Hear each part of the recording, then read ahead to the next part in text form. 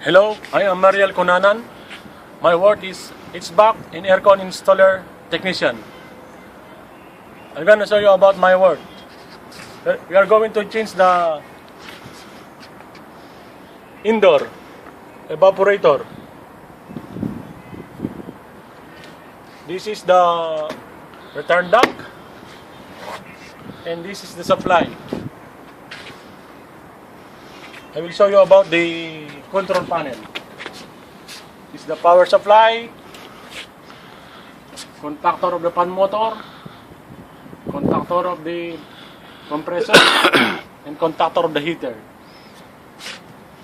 This is a relay for the thermostat. And this is a voltage regulator. When the power is getting high, automatically shut down the unit. And this is the fan motor of the condensing of the compressor. This is a pressure switch. Low pressure and high pressure. This high pressure is connected on the discharge line. My setting is here 350 psi. When the pressure is getting 350, it will shut down. And the low pressure 30 psi. Below 30 psi, it will not run the compressor.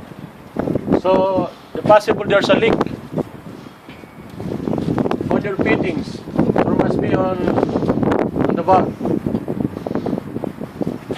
This is the unit that we removed.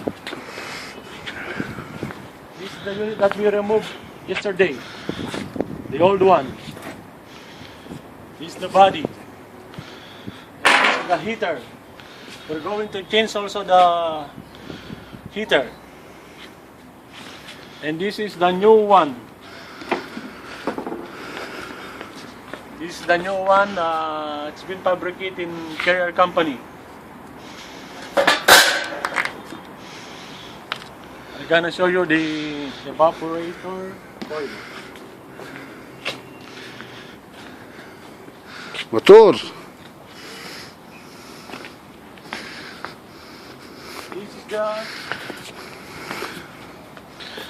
is the evaporator coil.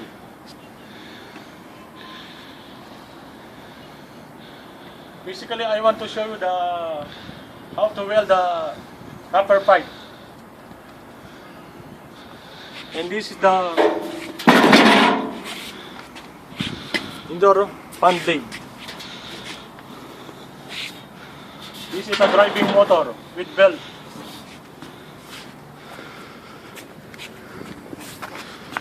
And this is the motor of the indoor fan coil.